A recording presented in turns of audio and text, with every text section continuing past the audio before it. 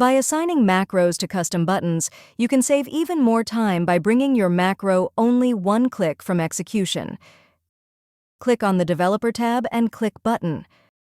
Place your button, place your cursor where the button goes, and drag to select the size. Assign a macro when prompted. Format the button.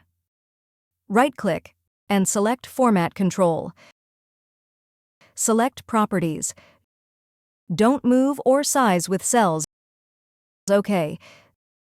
This helps maintain the size and placement of the button. Rename the button.